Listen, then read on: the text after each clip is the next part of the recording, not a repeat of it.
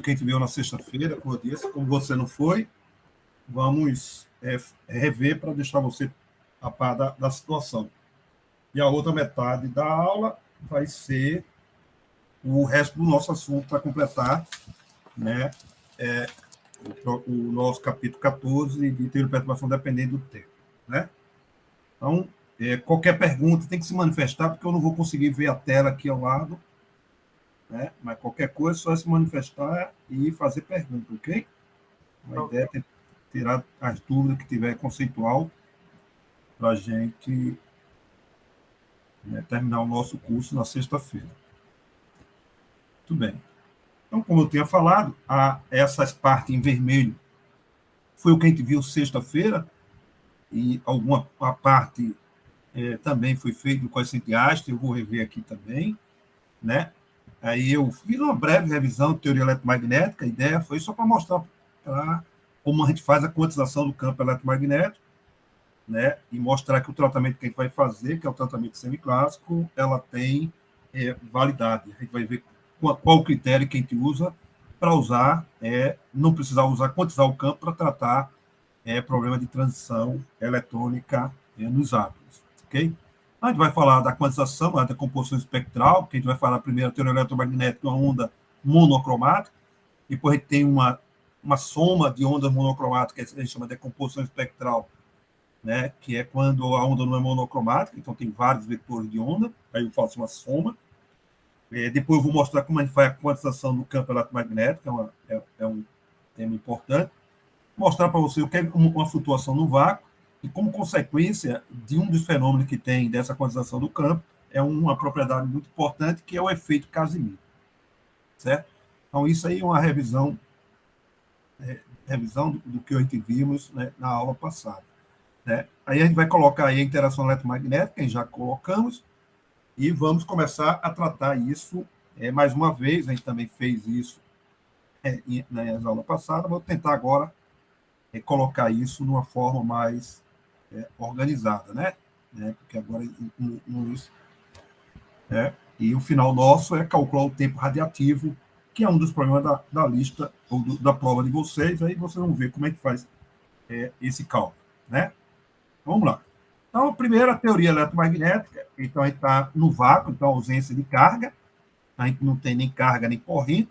Então, as primeiras leis que a gente tem é a lei de Gauss, né? Então, a divergente de E é igual a zero e o divergente de B igual a zero.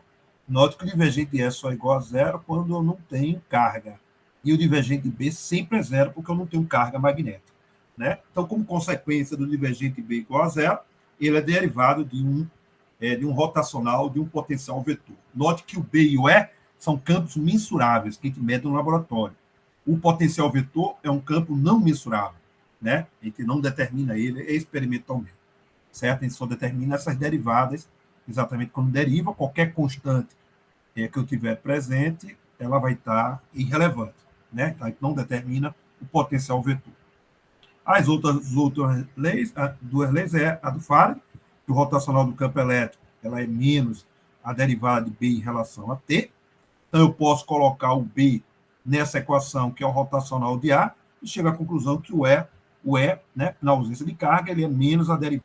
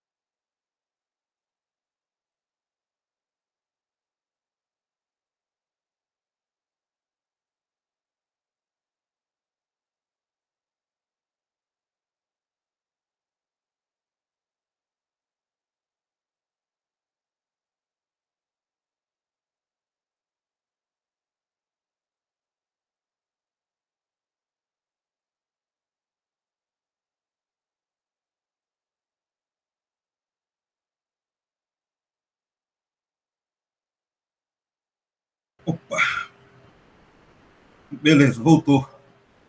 Vou colocar.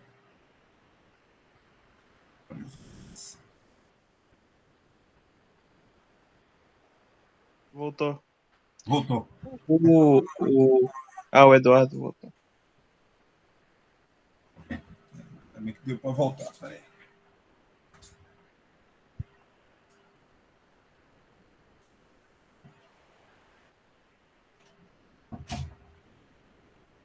A internet é pau, né?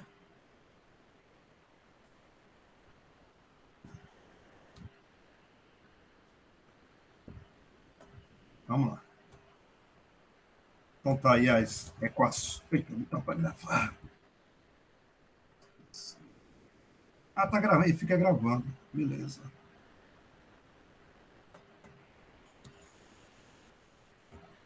Então, estamos aí as equações de Maxwell.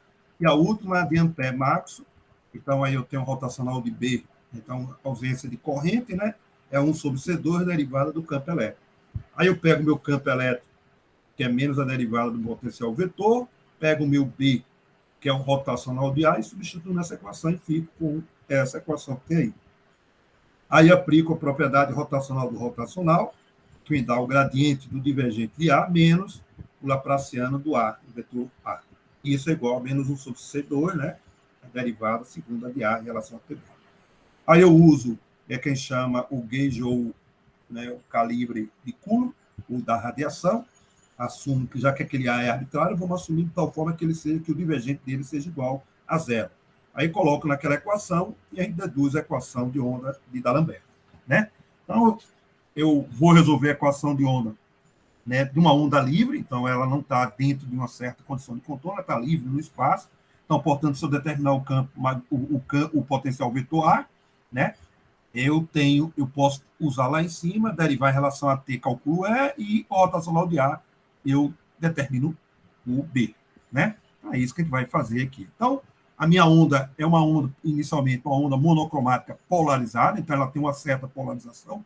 A polarização nossa é dada pelo campo elétrico, porque é essa propriedade que a gente determina em função do campo elétrico, né? Se você ver aí na relação, ele vai obter o B é a intensidade do campo elétrico dividida por C, C é a velocidade da luz, portanto, a intensidade do B é muito menor do que E, portanto, as manifestações das minhas propriedades, ela é muito mais sensível à intensidade do campo elétrico. Então, quando fala de polarização, é a direção do meu campo elétrico. Então, a gente está dando uma certa polarização, certo? Então, note que a polarização do campo elétrico é a derivada do A. Então, A e o E estão na mesma direção, porque eu só faço derivada em relação a T, eu não mudo a direção. Diferente do campo B, que ele é perpendicular ao campo elétrico e ao campo magnético e ao potencial vetor A.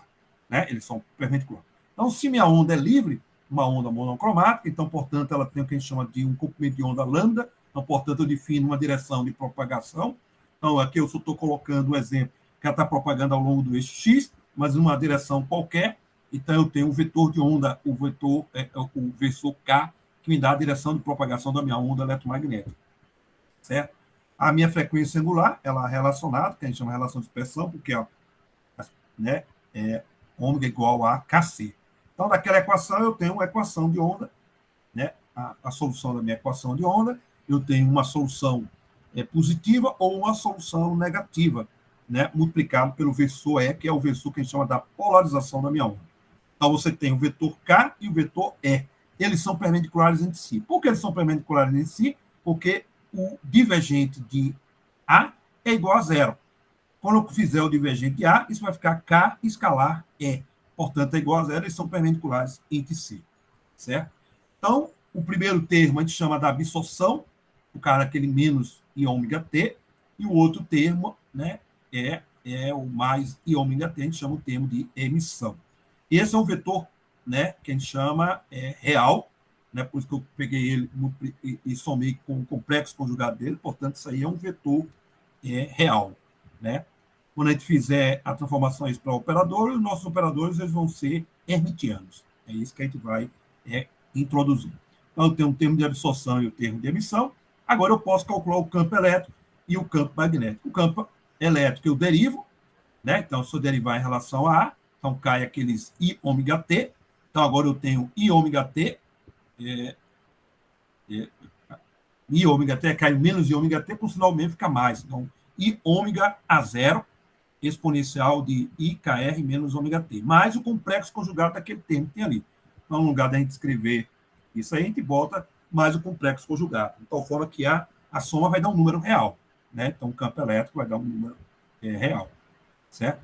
O B é o rotacional de A. Então, quando eu fizer o rotacional de A, fica K vetorial E, né? Que é o vetor de polarização. Aí o meu K é o módulo dele, que é K, que é 2π sobre lambda, vezes o versor. Então, fica o versor multiplicado vetorialmente com E, que dá esse vetor perpendicular, como está nessa figura aí, a direção do meu campo magnético B. Né? Então, aí eu tenho as duas do meu campo elétrico, né, de uma onda livre, né, de uma onda livre no espaço. Bom, então vamos pegar esse campo elétrico e o campo magnético e calcular essa constante a zero, né? Essa constante a zero do meu potencial vetor, né? Então vamos calcular primeiro a densidade de energia dessa onda no espaço e depois vou calcular a energia total dentro de um volume V que está contido a minha onda eletromagnética na ausência de fonte, certo? Ela está no vácuo, ok? Aí a densidade de energia, né, do campo eletromagnético, né, é ε0 sobre 2, o modo do meu campo elétrico ao quadrado, mais 1 sobre 2.0, mais o modo do meu campo magnético ao quadrado. Bom, quando eu fizer o modo do meu campo elétrico ao quadrado, vai ficar o modo primeiro, mais o modo segundo, mais os termos cruzados, complexo conjugado com o outro, que vai me dar os termos oscilatórios. A mesma coisa vai ser o B. O modo primeiro, o modo do segundo, que são iguais, os modos são iguais, né? E aí os termos cruzados, que dão os termos oscilatórios de ômega T. Né? É exatamente isso que a gente vai ter. Então, como o modo do primeiro e o modo complexo conjugado ao quadrado são iguais, então dá 2 vezes ômega ao quadrado, módulo de A0 ao quadrado. Certo? Porque aqueles termos exponenciais, o módulo dele é 1.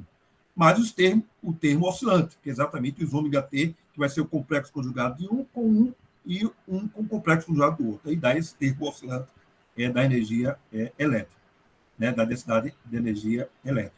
Mesma coisa do termo magnético, 1 sobre 2.0, vai dar 2 vezes, porque o modo de cada um são iguais, não dá 2 vezes. O modo daquele K vetorial é 1, né? Porque eles são perpendiculares entre si. Então fica K ao quadrado, né? K ao quadrado, e o módulo de A0 ao quadrado, mais o termo oscilante. Okay?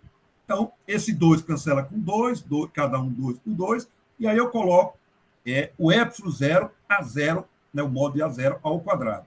Então, no primeiro termo, fica ômega ao quadrado.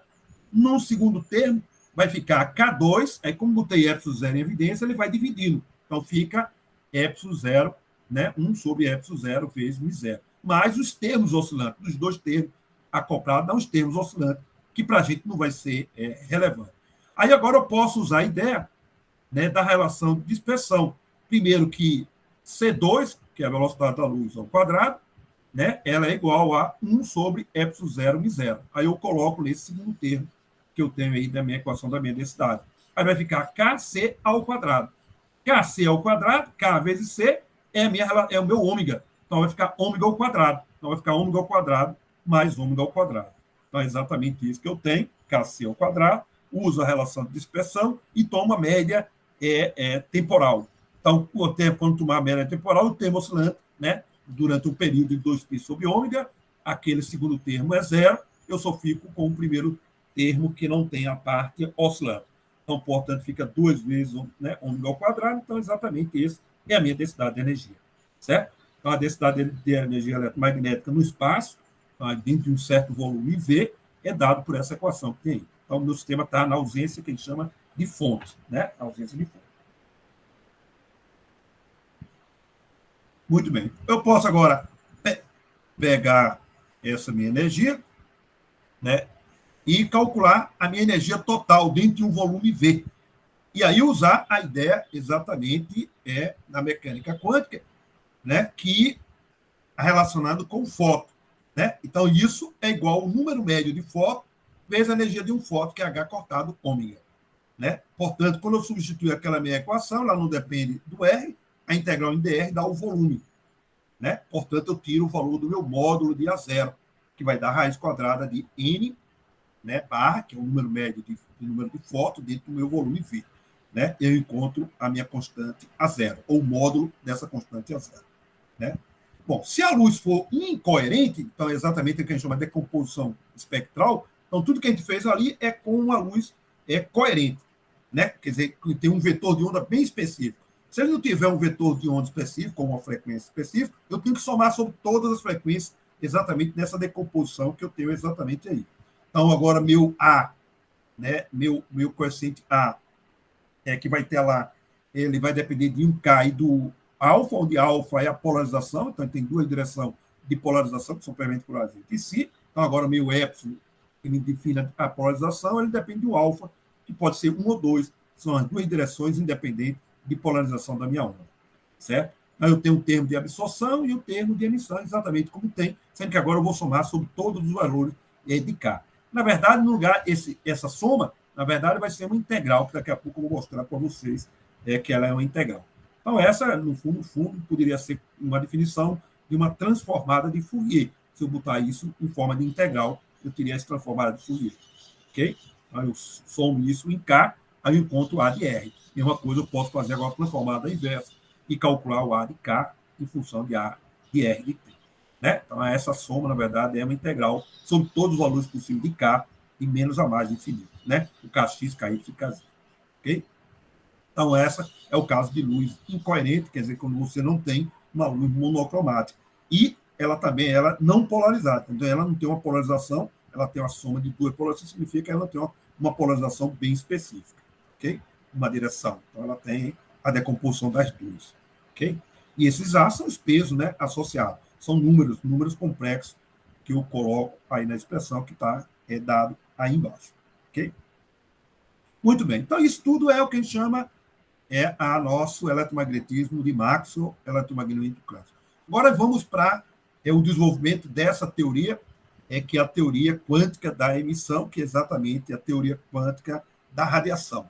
Então, vamos agora quantizar o campo eletromagnético, esse é o trabalho exatamente do Dirac, né, de 1927, né, e depois a gente vai também usar o trabalho do Enrico Fermi, que é exatamente aquela regra que a gente usa para calcular a taxa de transição, mas são os dois artigos básicos que a gente tem relacionado com a radiação, né? A absorção, teoria quântica da radiação. Então, são dois trabalhos, eu diria assim, fundamentais.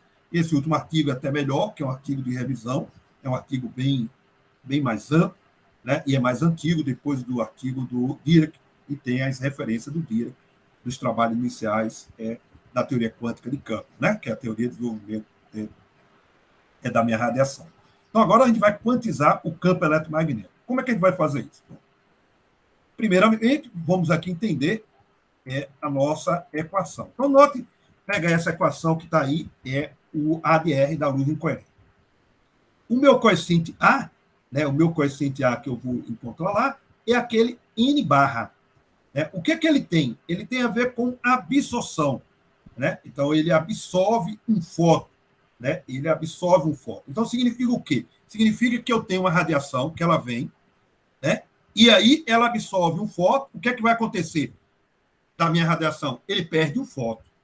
Então, o termo do meu potencial vetor ela está associado com o meu operador de destruição de fóton. Certo? Destruição de fóton. Então, eu vou substituir esse meu A, que está aí, pelo operador de aniquilamento, aquele dos osciladores harmônicos. Né? Dos osciladores harmônicos. Então, é exatamente isso que o Dirac propõe. Então, pega todas aquelas parafernália que a gente deduziu, olha, a minha constante que está lá, sendo que aquele N barra eu não vou colocar de N barra, eu vou substituir aí no meu A, exatamente, eu tiro aquele N barra e só uso aquela constante H, a raiz quadrada de H cortado, 2 epsilon 0, ômega, vezes o volume. Aí ele propõe exatamente o meu potencial vetor. Né? Aí essa é a quantização do meu potencial vetor. Então, agora eu tenho o operador de criação e destruição. O primeiro tem a ver com a absorção. Então, se eu absorver um fóton, significa que a radiação perdeu um fóton. Se ela vem com N fóton, ela perdeu. Então, o primeiro é a absorção. E o outro significa que ele emitiu, é a emissão. Então, se ele emitiu, se eu venho com N fóton na minha radiação, ele ganha mais um fóton devido à emissão. Então, eu tenho o operador exatamente criação.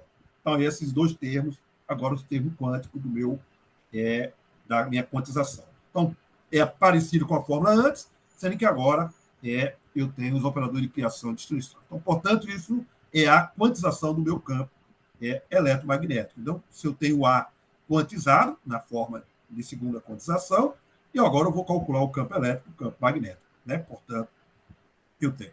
Esses A satisfazem as relações de comutação, que agora a gente generaliza.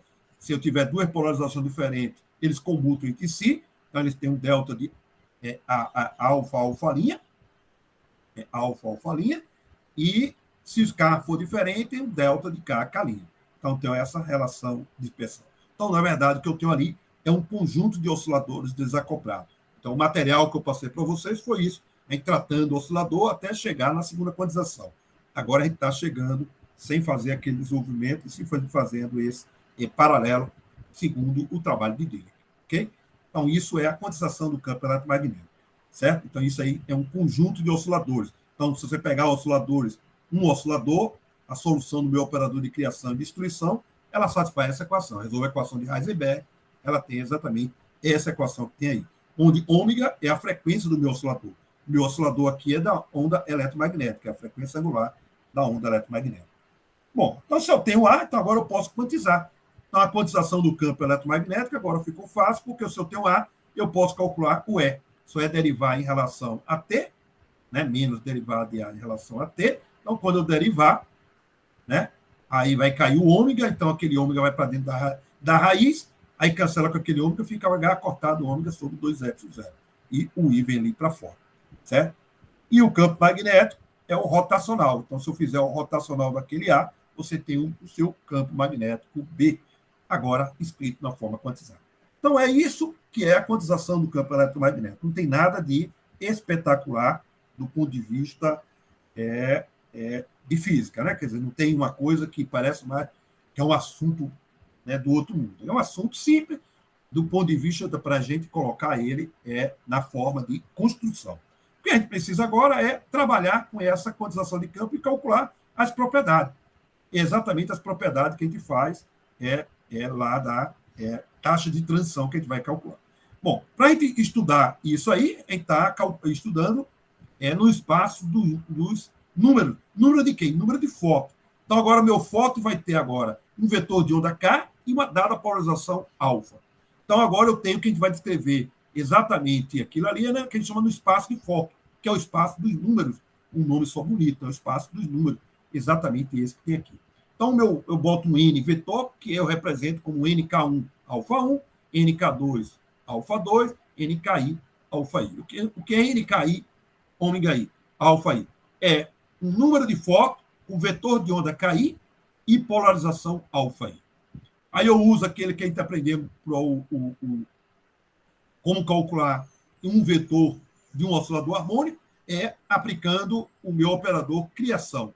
Então, é dado exatamente agora com produto, agora tem um produto independente, são um conjunto de osciladores independentes, desacoplados, então, portanto, é o produto de cada um. Então, fica esse produtório I em I, né? Então, para cada um, eu tenho exatamente esse resultado que tem aí. Então, para cada vetor de onda e para cada polarização alfa I. Então, eu estou usando ideias que a gente usou. Certo? Então, o meu operador destruição, ele tem essa propriedade. Então, o A de KI alfa I atua lá no meu, né, número NKI alfa I. Então, quando ele atuar, da raiz de NKI alfa I, e o NKI, ele diminui de um quanto, né, de um fóton. Então, vai para NKI alfa I menos 1. Então, é o operador de destruição. Mesma coisa, eu tenho a regra para o meu operador criação. Então, aplico lá naquele meu vetor N, né? Então, ele cria, então vai para NKI alfa I mais 1, raiz disso, e aí o meu NKI, aí soma de 1. Então, é só lá no iésimo fóton, né? Iésimo fóton que eu vou fazer a aplicação. Ok? Então, para qualquer I, eu tenho uma regra desse tipo. Então, isso é toda a descrição do espaço de fóton para escrever. A gente tem o operador número. Então, o meu operador número para um vetor de onda geral K e polarização alfa é o A mais, né, e multiplicado pelo A, né, o A da H vezes o A. Então, ele tem essa propriedade, quando eu aplicar no meu vetor do espaço de Fock, ele dá um número, exatamente o número de Fock, o vetor de onda K e polarização alfa. Definimos o estado de vácuo, que é o nosso estado fundamental, é o estado de menor energia, onde todo mundo é igual a zero. Então, zero fóton para tudo. Então, não tenho nenhum fóton, então seria NKI para todos os I igual a zero. Então, 0, 0, 0, 0. Aí eu represento simplesmente por um zero, que é o meu estado fundamental, que é aquele zero que está ali apresentado lá em cima. Certo? Então, quando eu aplico o operador destruição, no estado de vácuo, ele vai dar igual a zero, para qualquer valor de I, porque todo mundo é igual a zero. É aí que está definido o meu estado de vácuo. Então, se eu aplicar o meu operador de destruição, eu não posso baixar mais exatamente o meu estado. Então, portanto, isso dá igual a zero. Essa é a definição do estado fundamental, ou estado de vácuo, que a gente vai aqui chamar. Ok?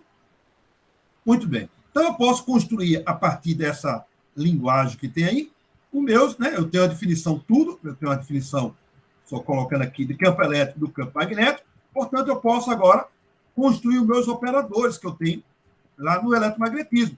Então, agora, minha grandeza, que eram escalares ou vetores, agora vão se tornar operador. O primeiro dele é o Hamiltoniano da radiação. Aí, agora, o meu Hamiltoniano da radiação é 1 meio de ε0 E escalar E, mais 1 sobre y0, ou μ0, B escalar B, integral de D3R. Meu campo elétrico é o que a gente, nesse instante, colocamos aquela expressão que está lá, o meu P, aquilo ali, se você colocar e fizer essa propriedade, isso aí não é relevante, dá exatamente um conjunto de osciladores, como a gente estava falando inicialmente.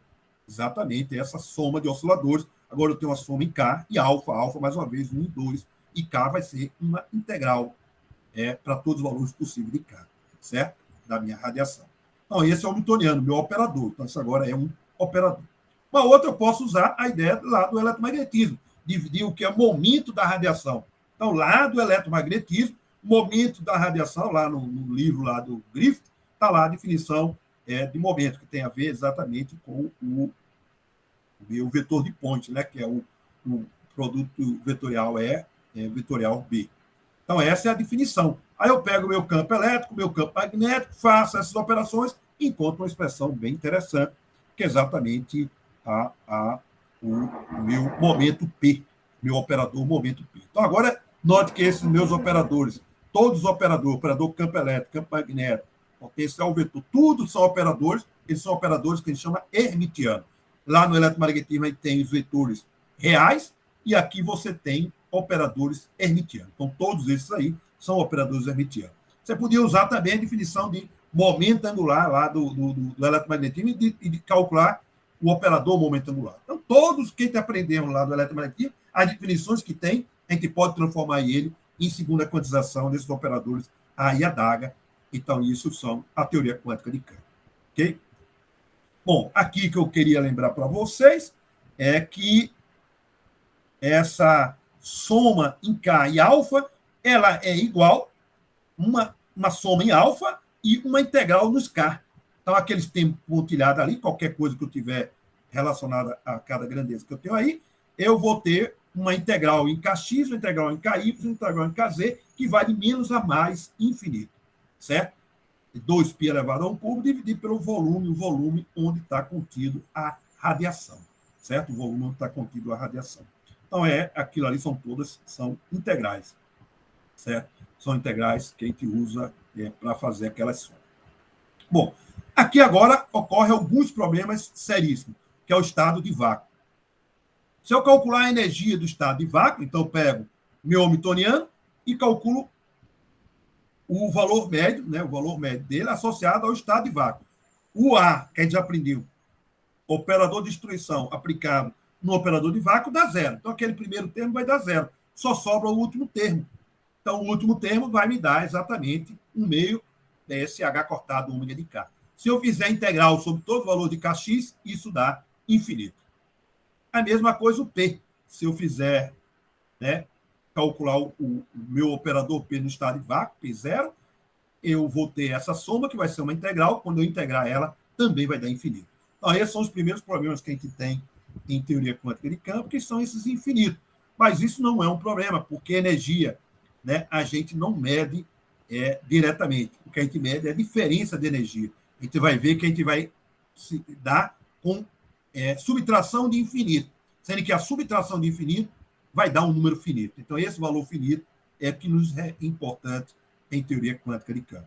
Né? Então, o nosso vácuo quântico, o que é que a gente tem no vácuo? Então, agora imaginar agora um vácuo, não um vácuo como a gente tem o vácuo clássico, que a ausência é de partícula, certo? E aí, dentro, eu tenho, na verdade, grandes flutuações. Então, na verdade, o vácuo quântico, ela não tem partícula, mas tem a criação e destruição de fótons simultâneos. Sendo que essa criação é uma criação e destruição, o tempo é muito curto, né? Muito curto, dá para se medir isso, mas a teoria quântica de campo define agora um vácuo. Note que meu campo elétrico, se eu calcular o valor médio do meu campo elétrico, vai dar zero, e o valor médio do campo magnético também é zero. Então, note que o meu vácuo não tem a radiação externa como tem, mas lá tem criação e destruição de fótons lá no meu vácuo. Então, não é um campo gerado externamente. Então, é um campo gerado exatamente devido a essas flutuações de criação e destruição de fótons. Então, se você calcular o campo elétrico, o valor médio do campo elétrico e o valor médio do campo magnético, dá zero. Porque lá tem o A e o Adaga, o valor médio no estado fundamental do A e Adaga dá zero. Porque um cria, aí quando tiver o produto escalar, dá zero. Mesma coisa, o A e o Adaga é o produto da zero. Então, portanto, o campo elétrico, o valor médio do campo elétrico e do campo magnético, ele é igual a zero. Mas aqui, se eu calcular o quadrado, ela tem um problema. Então, agora, minha flutuação, como valor médio é zero, então eu calculo a minha flutuação, que é o ΔE ao quadrado, que, na verdade, é o segundo momento do meu campo elétrico. Então, se eu calcular o segundo momento do campo elétrico, isso dá infinito. Isso dá infinito. A mesma coisa para o campo B. Então, isso diz que o vácuo quântico ela tem grandes flutuações. Né? Por que isso ela dá infinito? Porque aí você está me fixando o número de fótons que eu tenho ali dentro. O número de fótons que eu tenho ali dentro desse vácuo quântico é zero. Tem nenhum fóton. Então, você fixou o número de fótons, a mecânica quântica ela vai me dizer que ela comuta, né? O campo elétrico e o operador número não comutam entre si. Se você pegar lá o operador número, né, e o campo elétrico, eles não comutam entre si. Se eles não comutam entre si, significa que tem uma incerteza associada ao campo elétrico e o operador número.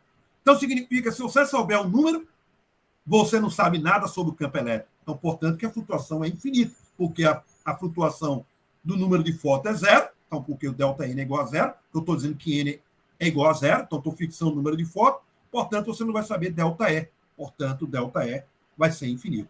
Mesma coisa para o campo magnético B. O B e o operador número também não comutam. Portanto, tem uma relação de certeza, agora que são dados por operadores, portanto, eu tenho essa flutuação infinita, porque eu estou fixando um número de fótons. Certo? Então, isso é o que a gente chama as grandes flutuações. Bom, o que é que isso tem de espetacular? Bom, isso tem consequências enormes lá na física, né? Uma delas é exatamente o efeito Casimir, que a gente vai aqui só mostrar para vocês. Então, imagine que eu tenho, então é uma figura hipotética de como ocorre criação e aniquilação de fótons, não, certo? Esses fótons que a gente chama de fótons virtuais. Então, aí está a energia do estado fundamental, então a energia de vácuo, exatamente essa soma que é infinita. Então, a energia dentro de um volume V, né? Essa minha energia do estado fundamental, ela é igual a infinito, certo? Energia de ponto zero. Então, o meu vácuo é essa criação e destruição de fótons, a gente chama fótons virtuais, certo? Em todo o meu espaço, dentro do meu volume V. Ok? Bom, então, aqui temos alguns comentários, né, calculando a energia do vácuo. Então, tem, primeiro, que a energia do vácuo é infinita. Que diz, isso é uma maldição ou um encanto da teoria? Né? Na verdade, é um encanto da teoria quântica de campo, né? Teoria quântica de campo, né? Porque essa infinito a gente vai aprender como tratar ou mostrar para vocês só o roteiro como se faz, né? Então, apesar de ser infinito, as variações elas são finitas. Então, o que a gente está interessado são as variações das energias e são essas variações que nos interessam em teoria quântica de campo, né? Então, uma forma de você resolver o problema desse infinito é você botar um parâmetro de tal forma que é um parâmetro que você vai, que a gente chama regularização da energia do vácuo. Então, você cria uma energia que é em função de um épsilon. E esse épsilon, quando tender para o épsilon estrela, ela tende para o campo de vácuo, tende para o infinito. Então, significa que o meu E de épsilon, de um certo parâmetro, ele é finito. Ela é finita. Quando eu botar para esse parâmetro epsilon estrela, ela vai para o epsilon zero, ela tende ao infinito. Então, eu vou tratar com esses termos finitos. Eu subtraio e, no final, eu faço o epsilon tender para o epsilon estrela. Certo? E depois a gente faz o que a gente chama a renormalização. Então, a variação da minha energia, exatamente, eu subtraio a energia, né, como a gente chama, fixando um certo parâmetro, com uma certa condição de contorno, e a energia sem condição de contorno, né, sem condição de contorno. Então, quando eu subtraio uma menos a outra, aí depois eu faço epsilon tender a epsilon estrela, e isso vai dar um número finito. Isso que é a coisa importante que eu tenho em teoria quântica de campo. Os infinitos se cancelam, né, e vai dar um número finito. Isso eu não vou mostrar para vocês, mas só mostrar que isso dá resultados reais. Né? Então, o primeiro é o efeito Casimir. Exatamente, você bota duas placas no vácuo, paralelas entre si, né? E ela é separada com uma pequena distância A, onde A é muito menor do que o L, que é a área, né, relacionada com a área da minha placa, paralela. Ela está descarregada no vácuo, e quando colocar elas bem próximas uma da outra, elas vão se atrair. Né? Elas vão se atrair. E essa atração deve-se a Casimir, 1948, e por isso que o nome é efeito Casimir. É a atração entre placas descarregadas. Isso é um efeito puramente quântico. Como resolve um problema desse? Resolver o problema é esse. Você tem antes da placa e depois da placa. Então, você pega, quando você junta a placa bem próxima, aí você tem um campo ali dentro dessa placa. E longe da placa, né, ela sem a placa, você tem a energia do estado fundamental. O que é que você vai fazer? Subtrair as duas energias. A energia com a placa menos a energia sem a placa. Certo? E aí, quando você colocar uma certa distância, você vai mostrar, exatamente usando a ideia de renormalização e a parametrização, exatamente que essa energia dá um valor finito. Isso é fantástico. Então, a variação da energia dá um número finito. Se eu tenho a variação de energia, eu posso calcular a força. Então, exatamente, a derivada, menos a derivada dessa variação da energia em relação a A, me dá essa força, que é exatamente a força de Casimir. Né? Então, exatamente a minha força que ela me dá sobre o nosso sistema. Ok? Então, é uma coisa importante. Ela tem um fator bem interessante ali, π12 sobre 240, é um número. Note que tem um H cortado C, aquilo mostra exatamente a origem quântica e relativística da força de Casimir. E tem essa potência quarta. Então, a força ela vai com 1 sobre a distância a quarta. Então, você pode agora pegar os valores numéricos usados. Então, L, o tamanho da minha placa, ela tem largura L de 1 centímetro. A é da ordem de 1 micro. Então, quando você substituir lá na sua equação, você tem exatamente essa força que está aí. Né? Exatamente dado em dínamo. Então, só para a gente especificar, uma força de 0,013 dínamo é um peso de um décimo de um confete, né? Um confete que a gente tem de festa. Então, é uma força extremamente pequena, da ordem de micro, né? E, em princípio, ela pode ser mensurável. Né? A princípio, ela pode ser mensurável. E isso foi feito, né, posterior. Então, em 1958, né, foi primeiro feito mostrando que existe atração, mas não foi feita a parte quantitativa.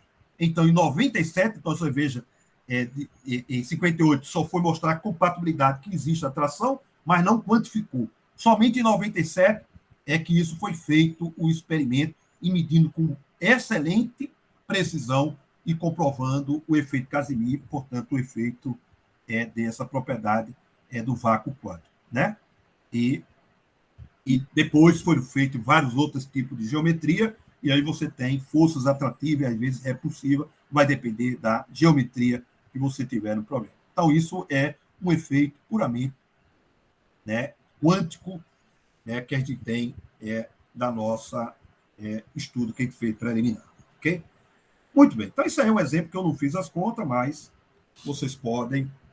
Bom, então o que a gente vai querer calcular é a probabilidade de transição. Então, a gente está aprendendo, minha função de onda está aí, eu calculei o CDP usando teoria de perturbação, então eu saio do estado inicial, vou para o estado final, no estado P, então eu quero calcular, por exemplo, se o estado inicial é o φ de I, eu quero calcular qual é a probabilidade de transição dele ir de I até N. Então, em primeira ordem de teoria de perturbação, I é diferente de N, então aquele primeiro termo é zero, então só fica o primeiro termo de teoria de perturbação de primeira ordem. Então, portanto, isso aí é o C de N, então, em teoria de perturbação de primeira ordem, eu tenho exatamente isso que tem aí.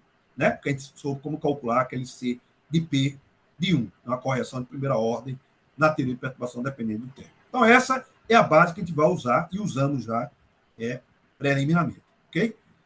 Bom, então vou aqui mostrar para vocês como fazer o tratamento usando teoria quântica de campo e como justificar usar o tratamento semiclássico. Exatamente porque eu posso usar o tratamento semiclássico, né, no nosso estudo, certo? Então, a interação eletromagnética, então agora o elétron, né, interage com o meu campo eletromagnético, a gente tem o hamiltoniano, que a gente chama de hamiltoniano de Pauli, que a gente já vimos, né? A gente sabe que o B é o rotacional de A e é dado por isso, então, se não tiver um potencial, né, ele só tem a derivada de A em relação a T, aí eu posso desmembrar aquela equação e tenho esses termos que tem aí, né? Então, eu tenho o primeiro termo, aquele A ao quadrado, é o termo diamagnético, é o que dá suscetibilidade negativa, né? O primeiro termo é o termo de ordem bipolar e o segundo termo de ordem magnética, né? De ordem magnética, ok? Então, eu tenho esses três termos, e aí eu posso separar o meu hamiltoniano, num termo, aquele termo em preto, que é o nosso H0, e o nossa perturbação, que é aquele termo que está ali depois do P2 sobre 2M mais VR. Tá? É a minha perturbação. Então, minha perturbação, eu vou desmembrar ele em três termos, ômega 1, ômega 2 e ômega 3. Né? O ômega 1 é aquele primeiro, o ômega 2 o segundo, e o ômega 3 é aquele termo. Então, note que o primeiro termo é um termo linear com A, né? Porque o B é o rotacional de A. O segundo termo é um termo quadrático, né, no potencial vetor A, né, que é o termo diamagnético. Então, essas são as perturbações que a gente tem, que a gente precisa tratar usando a teoria de perturbação, né, dependendo do tempo, e calcular a taxa de transição, e o que a gente vai querer concluir é calcular o tempo de transição que ocorre quando estiver no estado excitado. Okay? Muito bem. Então, agora vamos ver a ordem de grandeza dessas grandezas, ômega 1, ômega 2 e ômega 3, né, para a gente ver quem é mais relevante para a gente tratar. Não dá para tratar todo mundo, só vamos tratar o termo mais relevante, o termo que é maior no nosso sistema. Então, temos aqui ômega 1, ômega 2, ômega 3, e vamos fazer aqui algumas previsões. A minha primeira previsão é a estimativa do ômega 3, o termo diamagnético, sobre o H0, que é o nosso hamiltoniano. Então, se eu fizer isso, a gente já fez isso lá quando a gente fez a parte magnética, isso dá aproximadamente igual a B sobre BC. E esse BC é com propriedade associada do meu átomo, a massa do elétron, carga do elétrico, tem lá a velocidade da luz, essas coisas, tudinho que aparece. Isso me dá um campo interno que é da ordem de 10 a quinta Tesla. É um campo extremamente intenso. O que significa? Que esse termo diamagnético ele só vai ser relevante, o termo quadrado, quando eu tiver um campo dessa ordem, um campo extremamente grande. Então, para você ver o que a gente chama o efeito Zima quadrático, que é um termo com B ao quadrado, você precisa colocar o meu sistema na presença de altos campos. E campo dessa ordem é extremamente difícil conseguir no laboratório. Então, se o B for muito menor que o BC, que é os campos que a gente tem no laboratório, esse campo, né, essa perturbação alfa 3 é desprezível. Então, portanto, se B for muito menor do que BC, a minha perturbação só contribui com ômega 1 e ômega 2. Então, já desprezei o terceiro termo, porque eu vou tratar com campos extremamente baixos, muito menor do que 10 a quinta Tesla, né? Muito menor. Ok? Bom, agora, para eu agora ver quem é mais relevante, né? Alfa 2 ou alfa 1, eu vou calcular, né, a razão entre alfa 2, então o valor médio é alfa 2, sobre alfa 1. Aí agora o que eu faço? Bom, então eu vou botar a ordem de grandeza. Alfa 2 eu tenho S sobre M, o S, ordem de grandeza, H cortado, o B é rotacional de A. Quando eu fizer o rotacional de A, o que é que dá? Dá K vezes A. Então, K vezes A0. Então, a ordem de grandeza do meu campo magnético B. Né? K vezes A0. E embaixo é o alfa 1. Então, vai ficar E sobre M, A0 e P. Faltou botar um P grande no meu momento P. Né? No meu momento P. Vou colocar, já vou. Porque aqui é a ordem de grandeza. Tá certo.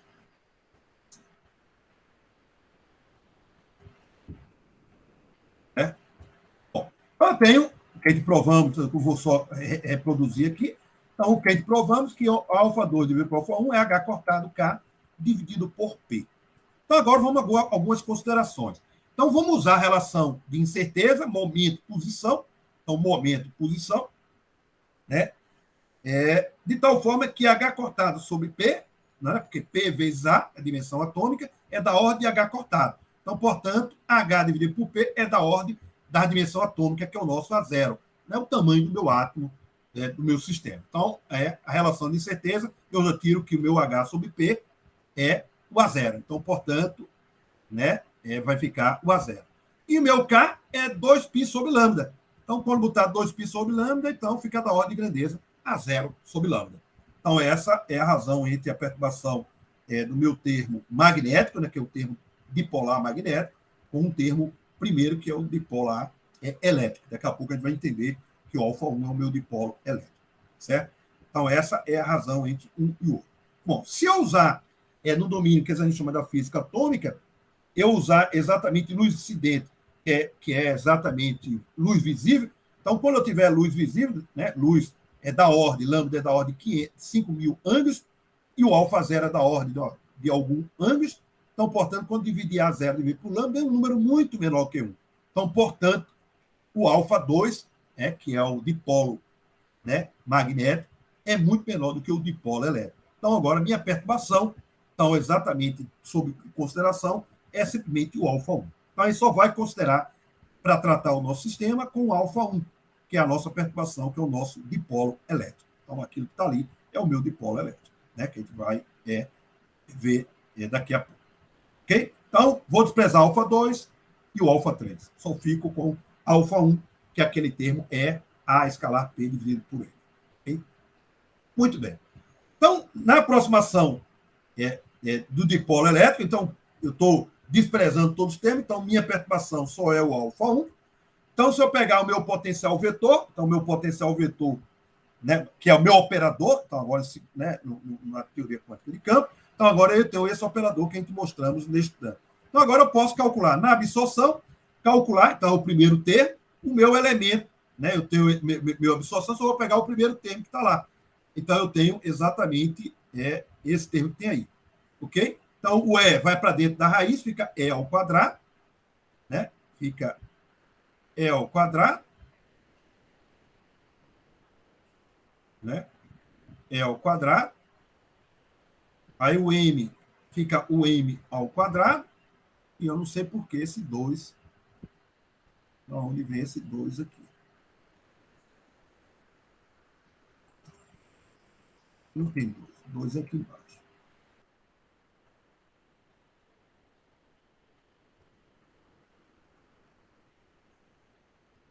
Dois aqui embaixo.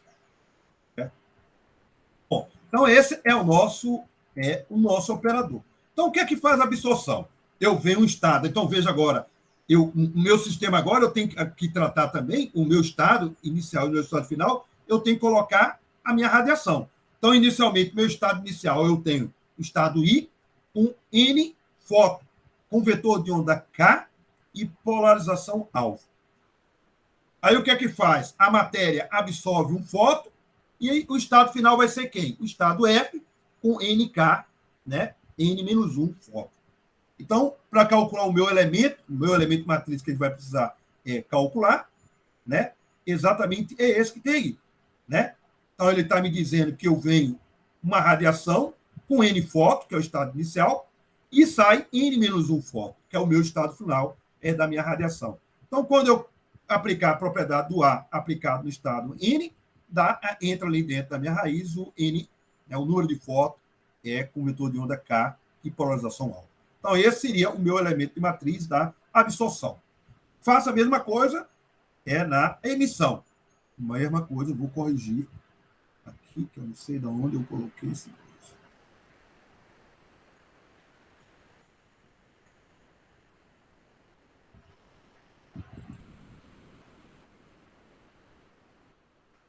Sei de onde Bom, mesma coisa. Então, agora eu tenho o operador adaga. Esse é o meu termo de emissão. O que é que eu tenho o termo de emissão? Eu venho N fóton, é o estado inicial, e vai sair o quê? Ele vai emitir, como ele vai emitir, vai aparecer mais um fóton. Então, o estado final é com N mais 1 fóton. Então, é exatamente esse elemento de matriz que a gente faz para calcular na minha emissão. Então, o estado inicial com N fóton e o estado final com N mais um fóton, porque quando ele, né, foi emissão, que a gente chama de emissão estimulada, ele emite um fóton. Então, tinha N fótons, sai com N mais um fóton. Então, aplico a propriedade do meu operador adaga sobre o NK, então eu tenho esse elemento F para ser calculado IF, e o outro a mesma coisa. Se você observar, o elemento é o mesmo. A diferença está exatamente nessa raiz quadrada. Se eu tiver o NK um número muito pequeno, né, emissão e radiação, elas vão ser diferentes, porque eu tenho um fator na raiz quadrada diferente. Se o NK, e o número de fótons, for muito grande, então significa que esse N mais 1 é aproximadamente igual ao NK.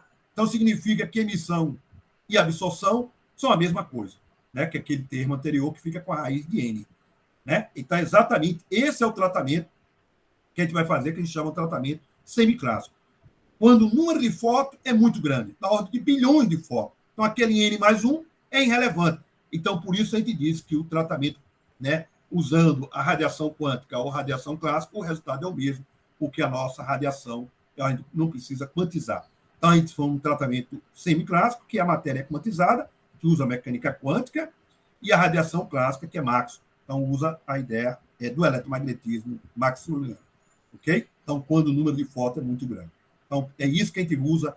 A gente usa a óptica quântica quando eu tenho poucos fótons. Se eu quiser descrever o sistema com poucos fótons, 4, 5 fótons, eu tenho que usar a óptica quântica. Se o N for muito grande, o número de fótons, que é a radiação que a gente tem no nosso dia a dia, não precisa fazer a ideia de fóton. A gente consegue explicar naturalmente. Por isso que eu explico o efeito fotoelétrico, eu meto uma radiação com muitos fótons, sem precisar usar exatamente a ideia quântica do fóton, a ideia quântica da radiação. Então, a gente usa a radiação clássica e a matéria quantizada. Então, eu posso também quantizar, dá no mesmo, dá o resultado, dá o mesmo. Então, quando a gente usa a ideia de fóton, também te responde o efeito fotoelétrico. A mesma coisa no efeito Compton. O efeito Compton também eu não preciso fazer o tratamento quântico da radiação, e tratar ele como fóton. Eu posso usar a radiação clássica e fazer a quantização da matéria. Então, isso que está no livro é uma coisa antiga, né? Dizer que o efeito fotoelétrico e o efeito Compton é a comprovação do fóton. Não, ela não é a comprovação do fóton, porque eu consigo explicar elas, todos os dois fenômenos, todos os dois experimentos, sem precisar usar a quantização da radiação.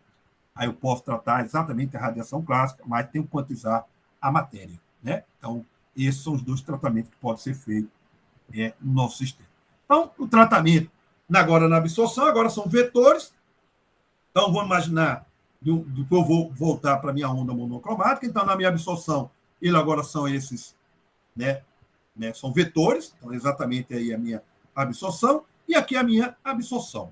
Então, exatamente um e o outro. Quando eu calcular os meus elementos de matriz, absorção e emissão, elas são iguais. Então, a taxa de probabilidade dele do I para o F e do I no outro da emissão são iguais, certo?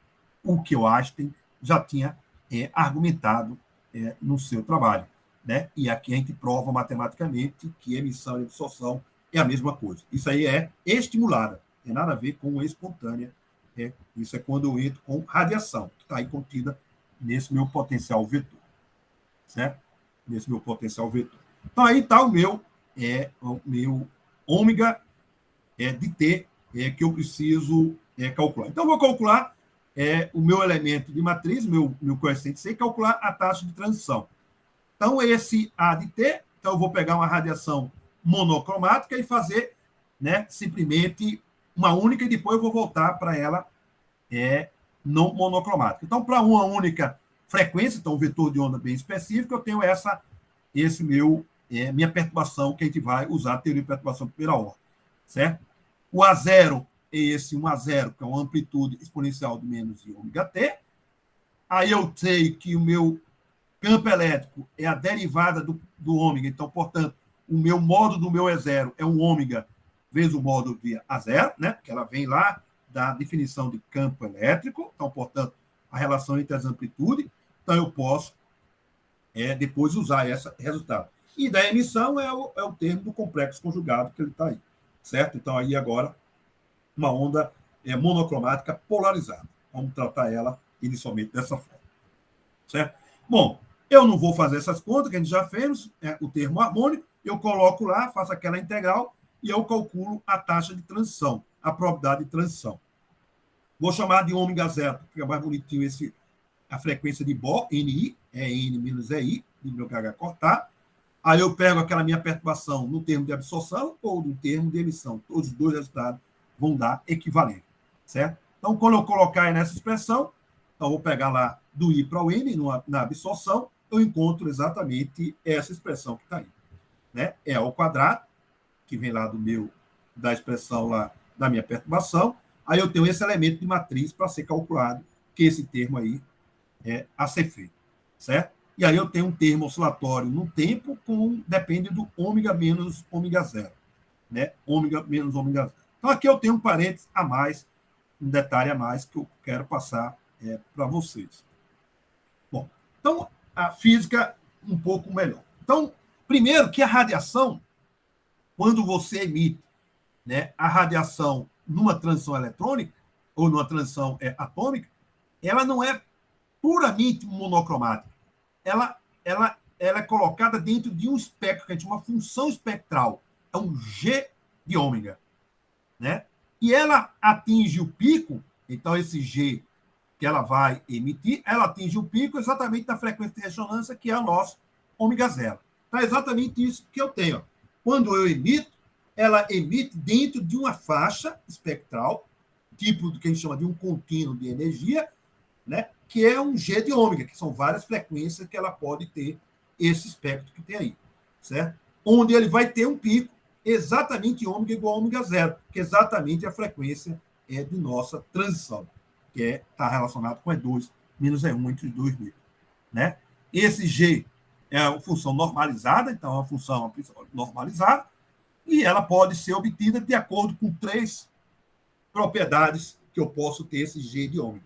Primeiro, esse G de ômega pode ser oriundo do alargamento do tempo de meia-vida, aquele tempo de decaimento. Então, quando eu alargo isso por algum processo, eu tenho um G de ômega específico, a gente vai ver que a função dela é uma lorentziana. Uma outra, os átomos por colisão. Então, o efeito de colisão também faz com que apareça esse G de ômega. E o outro, devido ao efeito Doppler, né? O efeito exatamente da mudança de frequência né, devido ao referencial. Então, essas são as 3 formas que eu posso ter esse G de ômega. Eu só vou me deter nessa primeira, que o que me interessa simplesmente é justificar, pegar meu termo e fazer uma integral sobre todo o meu espectro de ômega, certo? Então, o alargamento por tempo de vida, você tem exatamente uma função que é exatamente uma função lorentziana, onde a largura dela ela tem a ver com o tempo de meia-vida, 1 sobre o tempo de meia-vida da minha coisa. Então, o alfa zero, o ômega zero é a nossa frequência, então, exatamente no pico, olha, eu estou fazendo um gráfico em função de ômega menos ômega zero, então, exatamente no pico, ela tem o máximo, como a gente tinha falado. Então, esse alargamento, ela está me definindo exatamente o tempo de meia-vida. Uma coisa importante é que eu tenho o princípio da incerteza. Então, o princípio da incerteza não tem nada a ver que o tempo é incerto, não tem nada a ver. Isso é uma relação simplesmente entre a variação, né, o ΔE com o ΔT. Então, você pode dizer que o ΔT é da ordem do tempo de meia-vida, e, portanto, eu posso dizer que o E é H cortado ômega. Então, quando eu substituir naquela equação, eu posso tirar o valor da incerteza do meu ômega, que ela está relacionada com o princípio da incerteza, exatamente com maior ou igual com 1 sobre tal, que é o tempo. Ok? Então, essa é essa largura do valor do ômega que a gente vai ter, né? Esse ômega em torno do ômega zero, ela está relacionada com esse tal, né? Com esse tal que está aí.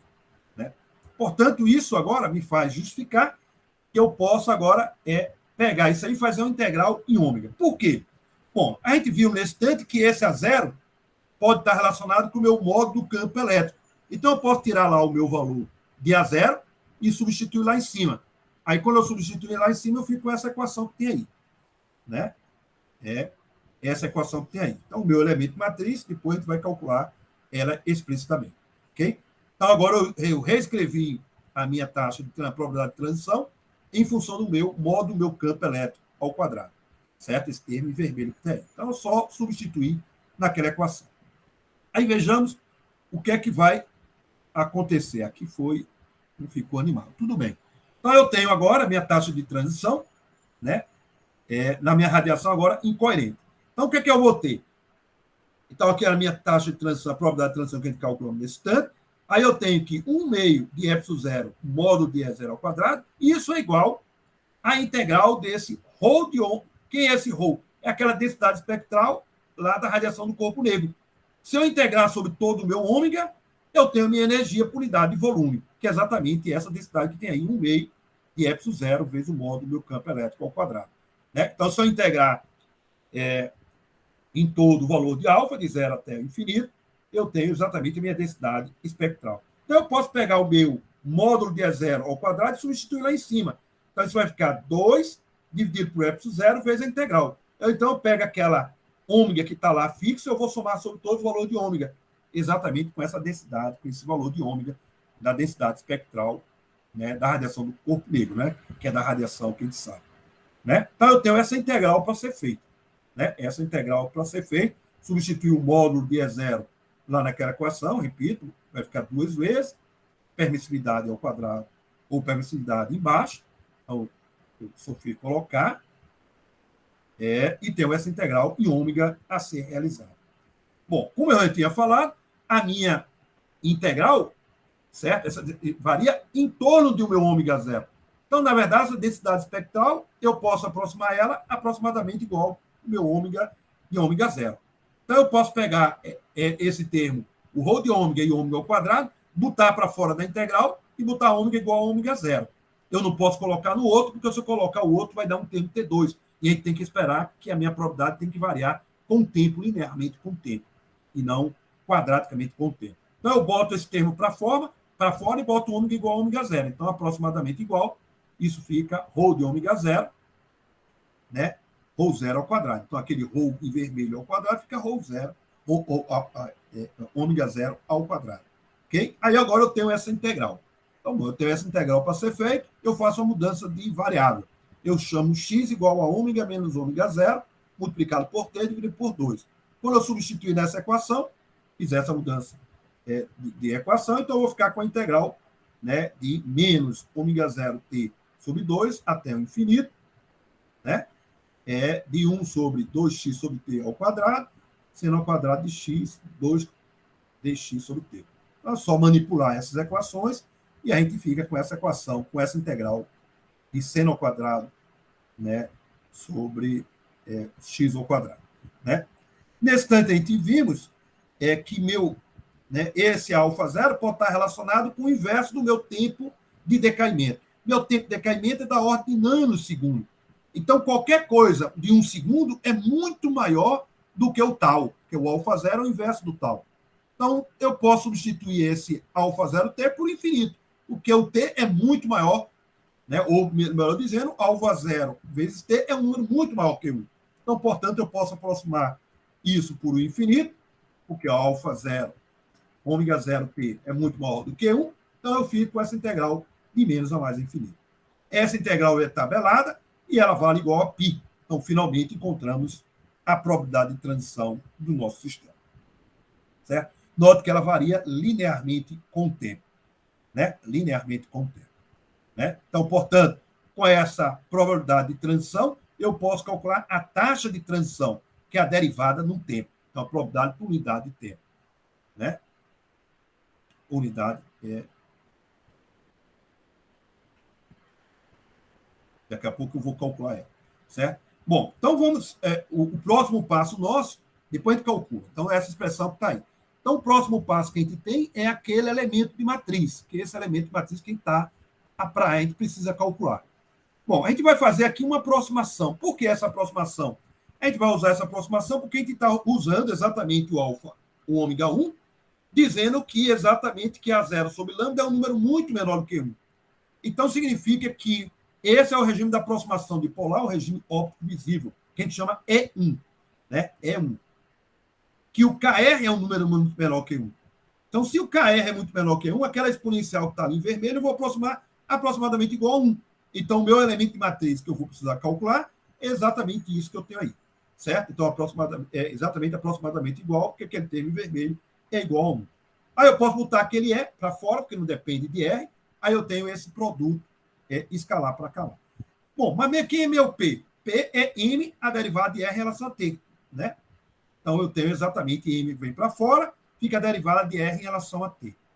Derivada de R, que é o meu operador posição, né? Posição. Ok? Bom, aí eu posso usar a equação de Heisenberg. IH cortado a derivada de R dt é o comutador de R com H0. Então, dr dt é 1 sobre IH cortado. Então, é 1 sobre IH cortado, o comutador de R, né, com H0. Aí eu desmembro, né, esse comutador. Fica R H0 menos H0 vezes R. Exatamente, desmembrei ele aí. Aí boto para fora 1 sobre IH cortado. Aí, como tem 1 sobre I, vai ficar menos I em cima. Então, fica menos I M dividido por H cortado. Então, eu tenho esse elemento matriz. Então, a gente sabe que o H0, quando atua no EN, dá EN. E o H0, quando atua no EI, dá o EI. Então, o H0 primeiro vai aplicar no EI, vai dar EI. E o outro vai aplicar no EN, vai dar EN, porque são hermitianos. Então, portanto, eu tenho isso aí. Menos IN vai ficar EI menos EN dividido por H cortado. Aí eu posso escrever isso em função do alfa zero. Nosso alfa zero é aquela, né, a frequência de Bohr, que a gente definiu lá como EN menos EI dividido por H cortado. Aí eu tenho EI menos EN. Então, eu mudo aquele sinal, eu tenho exatamente o meu elemento matriz, né? Então, note que para calcular o meu elemento matriz, eu preciso calcular exatamente esse elemento do R. Por isso que ele é dito o meu dipolo elétrico, né? Então, passando para outra linha, então agora eu tenho eu já sei como calcular o meu elemento matriz, daqui a pouco a gente vai fazer um cálculo explícito. Tenho a minha taxa, né, a minha probabilidade de transição, eu agora, né, posso substituir que eu acabei de calcular, então aquele termo que eu calculei, eu boto agora minha polarização para dentro, vai ficar R escalar E, então, exatamente o que eu estou colocando, e vou chamar, né, aquele meu elemento, né, porque note que vai aparecer meu elemento ali, vai ficar I, M, ômega zero, né, multiplicado pelo R, escalar R, esse elemento de matriz, que eu estou chamando, né, eu vou chamar de MNI. Né? Então, esse MNI exatamente vai ser o campo elétrico, então aquele nosso campo elétrico que está lá, multiplicado por ele. Então, note que eu estou calculando aí é exatamente o elemento matriz do meu dipolo elétrico. É multiplicado por E, escalar com o meu campo elétrico, né, que é a minha polarização. Que é exatamente a minha polarização. Certo? Então, exatamente o que eu estou calculando é o elemento matriz da minha polarização, quando coloco ele na presença do meu campo elétrico. Né? Então, aquele M ômega zero sumiu, então ficou só o epsilon zero. Então, eu tenho exatamente a minha probabilidade e eu vou me deter nesse elemento de matriz MDNI. Okay? Bom, agora eu posso calcular a taxa de transição, finalmente, exatamente a minha taxa de transição, que é a derivada em relação a T. Então, quando eu derivar em relação a T, eu tenho essa expressão para a taxa de transição. Muito bem. Então, deixamos ela no stand-by e vamos calcular. Se eu quiser calcular o inverso, então eu calculei a absorção, eu posso fazer o mesmo cálculo para a emissão. Se você calcular, fizer todo o mesmo cálculo, porque o elemento matriz NI é igual a IN. Um módulo é um módulo ao quadrado, tanto faz. Um é o complexo conjugado do outro, o módulo vai dar o mesmo. Por isso que a taxa de transição de emissão é igual à taxa de emissão. Então, portanto, tem a mesma equação nessa aproximação do dipolo elétrico. Ok? Muito bem. Então, agora vamos explorar esse elemento do dipolo elétrico, E1.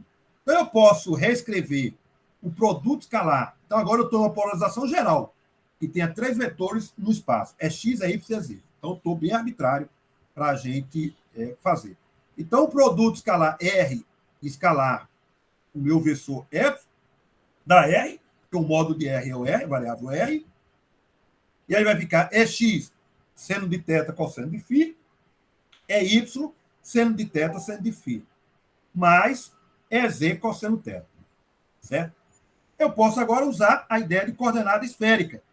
Seno de θ exponencial de mais ou menos I de φ, eu tenho essa expressão escrita em função dos meus harmônicos esféricos, mais ou menos 1.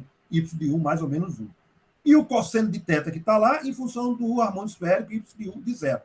Quando eu substituir lá na expressão, né, você vai mostrar que isso vai dar raiz quadrada de 4π sobre 3, R, Y mais, eu vou definir aqui, que é a polarização circular da minha onda. O Y mais e o Y mais. Então, uma na direção positiva, outra na direção negativa. Então, é exatamente, eu defino exatamente 1 sobre raiz de 2, Y de x mais ou menos, e Y de y. Certo? Então, é só substituir naquela equação, você obtém exatamente isso que está aí. Então, você já está notando aí uma certa regra da seleção que vai estar relacionado exatamente por causa desse produto escalar que tem aí. Então, os valores possíveis de L que ele vai propor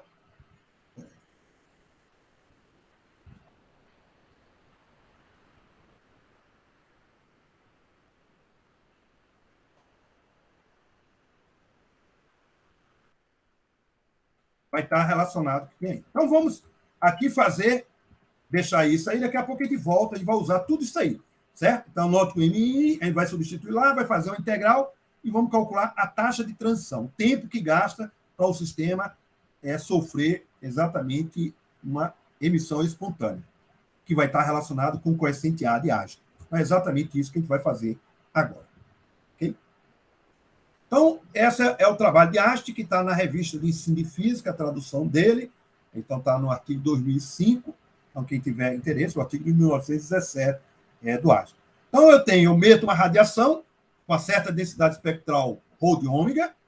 Então, o que é que vai acontecer com o meu sistema?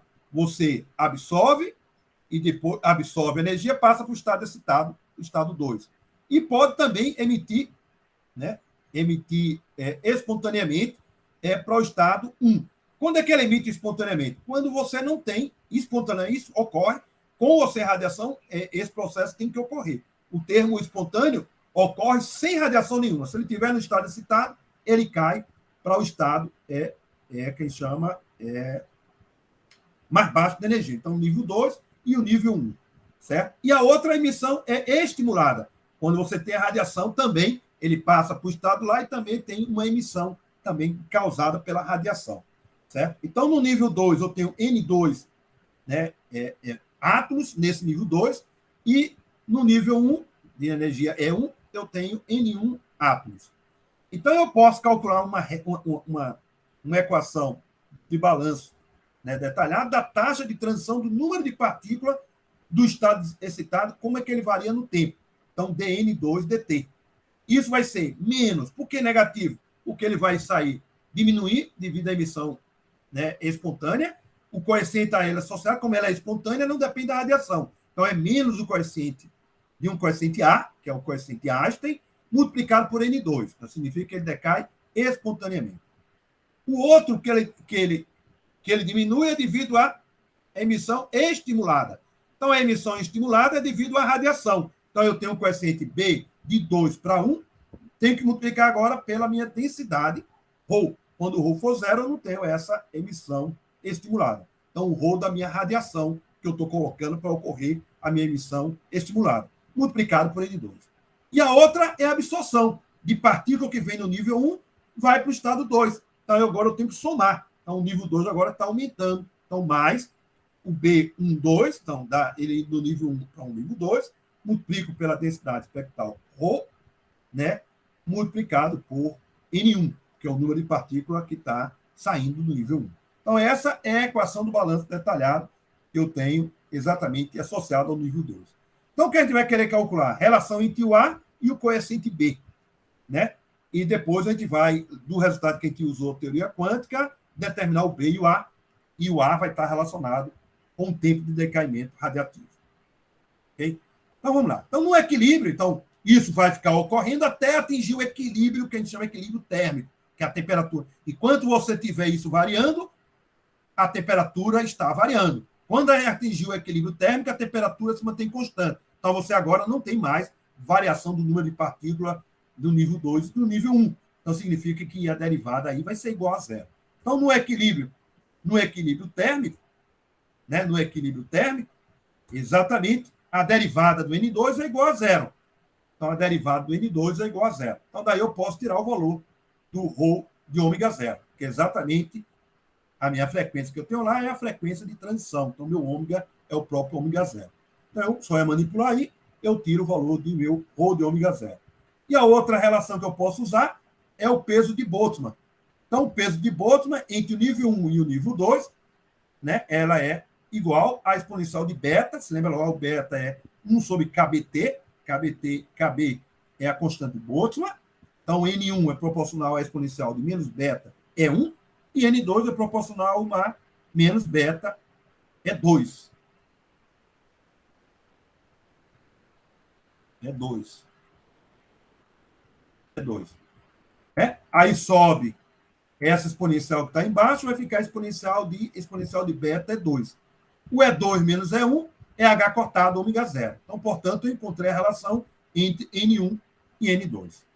Certo? Encontrei a relação entre N1 e N2. Aí agora, eu tenho exatamente a nossa expressão. Então, agora eu substituo o valor de N1 e N2 que a gente obteve, né, do peso de Boltzmann, e eu tenho esse ρ de ρ zero, certo? Né, de ômega zero. Bom, o que o Einstein fez foi determinar a fórmula de Planck. Eu não vou fazer isso porque não é nossa ideia daqui. Então, eu vou já igualar isso com a fórmula de Planck. Quando eu igualar com a fórmula de Planck, eu tenho exatamente isso que tem aí. Então, a conclusão que a gente chega é que B de 1, 2 é igual a B de 2, 1, a gente chama de coeficiente B. E encontro a relação entre A e B. Então, boto B1, 2 e B2, 1 em evidência.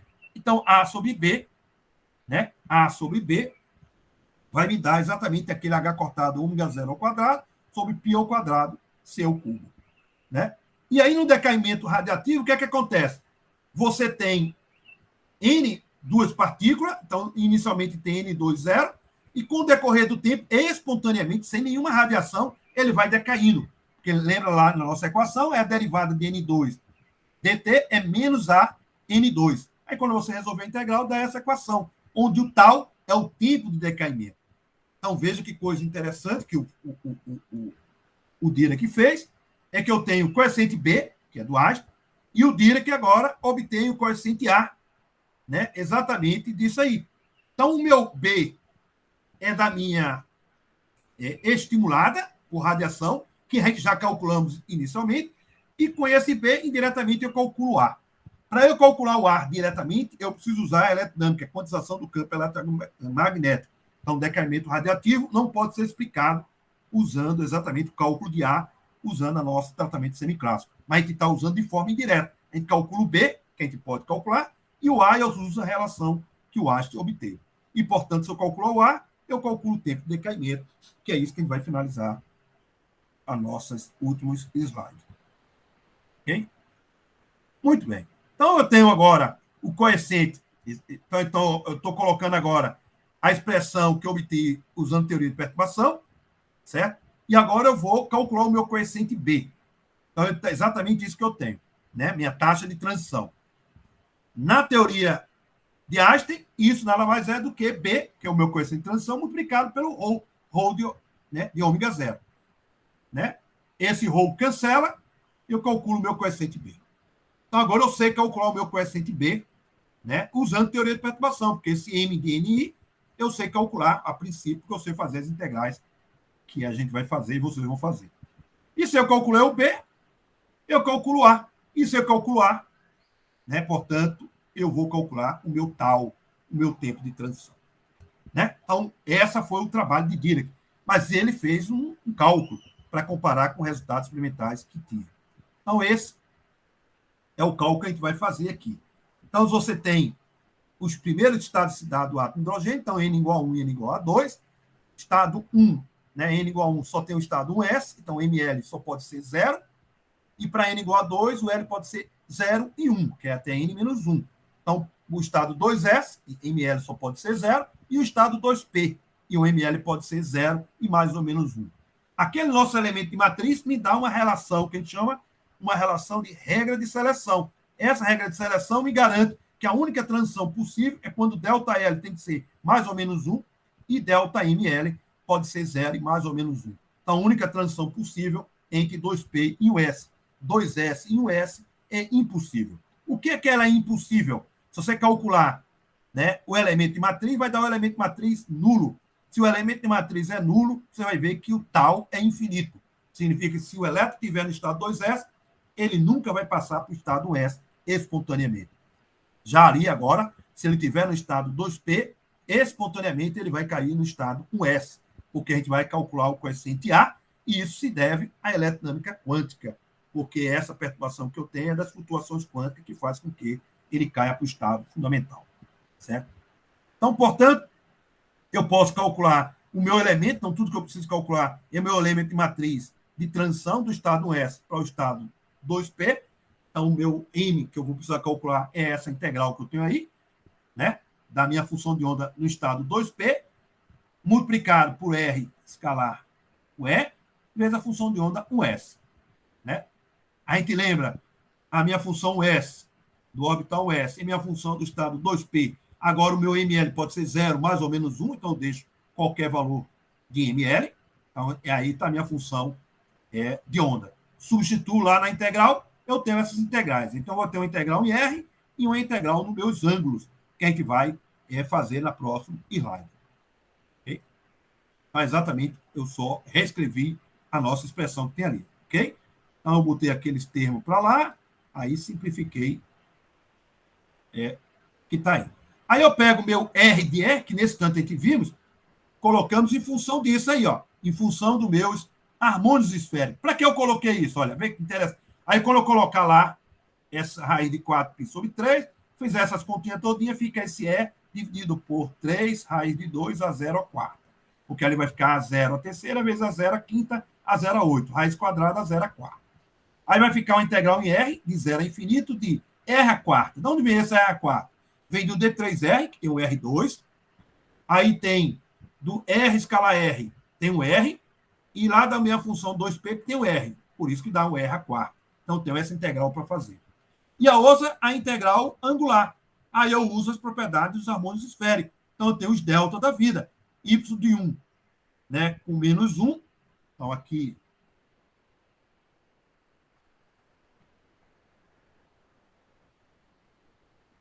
Aqui é para ser menos 1. Aqui mais 1. Mais 1. Né? Que aí vai ficar o produto de Y de 1 ml com Y de 1 de menos 1. Então, dá o delta de ml menos 1. Aí, o epsilon mais. E o outro, Y de 1 com 1 com Y de 1 de ml. Dá o delta de ml 1. Mais o outro, que Y de 1 de 0, dá o delta de ml 0. Então, esse é o meu elemento de matriz. Certo? Essa integral em R, eu sei calcular. Que dá esse 4 fatorial dividido por 3 sobre 2a 0 elevado à quinta. Quando eu colocar lá na minha equação, eu fico com esse resultado que tem aí. Então, calculei o meu elemento de matriz que eu preciso para calcular o meu coeficiente A e meu coeficiente B. Certo? Mas eu preciso disso aí ao quadrado. Né? Então, eu vou colocar lá, né, o meu valor de A. Então, o meu A é alfa 0 ao quadrado. Você lembra que é o estado E2 menos E1. Né? Então, eu preciso calcular esse alfa 0, que eu sei calcular, né? Que eu sei a energia do estado fundamental, ou a energia do átomo de hidrogênio. Então, isso eu sei calcular. Pega agora o M, que a gente acaba calcular, e aí tem um detalhe que precisamos aqui fazer. Você agora pergunta, qual dos estados a partícula pode estar? No estado 0, mais ou menos 1. Todos os estados têm a mesma probabilidade. Como eu tenho 3 estados, então eu vou ter que fazer esse coeficiente meu A, né, que vai depender do valor de ml, né, porque o meu elemento de matriz M2P1S que a gente calculou depende do ml.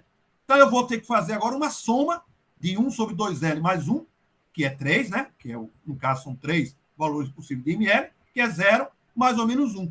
E pego o meu valor de A de ml, que é exatamente esse elemento de matriz.